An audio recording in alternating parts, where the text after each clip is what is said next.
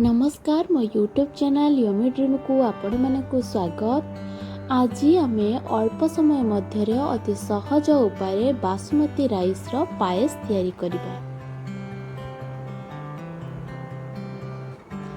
आवश्यक सामग्री गुड़िक है 1 लिटर क्षीर, 5 ରୁ 6 गुजराती, किछि काजू, 1 कप बासमती राइस, चीनी, घी, मिल्क मेड। ये 200 ग्राम रो मिल्क मेड नहीं। फर्स्ट आम प्रेशर कुकर रे 2 स्पून घी दे देबा। मैं 2 स्पून घी देछि कारण 1 कप रो चाउल नहीं। घी गरम हो आसिले सेतिरे धोई रखिथिबा चाउल को ऐड करनेबा।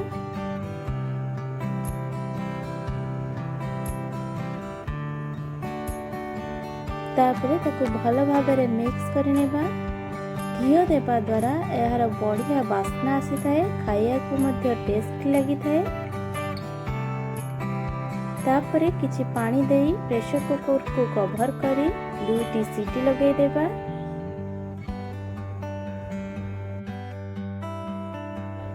देखंतु हमर चावल गुड़िक सिझी जाइछे। एभली भाव में प्रेस करें। मुझे कुकर करिछि कारण अल्प समय मध्य चाउलटी सिझीज, आमको बेसी समय लगे नहीं। वर्तमान क्षीर को दे किछि समय गरम होगा को छाड़ी देबा।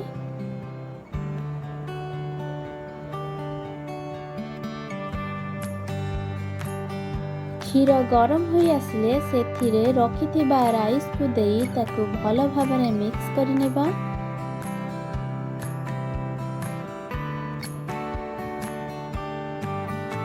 एही बळे क्षीर सहित याकू भल से मिक्स करनेबे।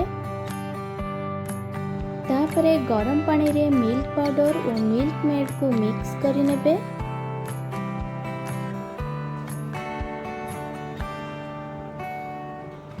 खीरी फुटी आसिले सेतिरे ए मिक्सचर को देई देबे एवं भल भाव में मिक्स करनेबे।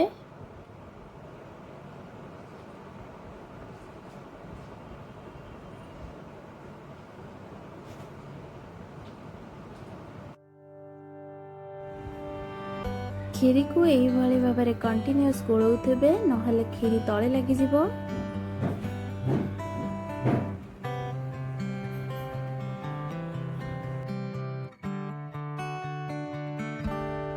एबे हमें एथिरे गुंड होइतिबा गुजराती को दे देबा। गुजराती देवा द्वारा यार बास्ना बहुत बढ़िया आसते। वर्तमान आमे काजू को अल्प फ्राई करनेबा।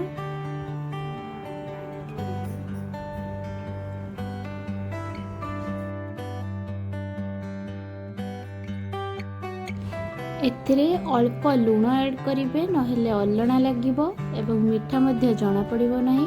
मु अल्प चीनी दे देछि। मिल्क मेड रे बहुत मीठा होई थाए, तो आपण मीठा कम लागिले चीनी को ऐड करिवे, नहेले स्किप कर देबे। एई भली भाबे मिक्स करनेबे। देखंतु पायसटी हमर होई आसलानी। यार राइस एई भली दाना दाना होई रही थाए। यही भली कंसिस्टेंसी रे रखिबे, बेसी बहलिया करिवे नाही।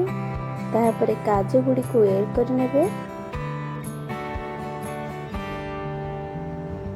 या परे आगो किछि समय ठंडा हेबा को छाडी देबे।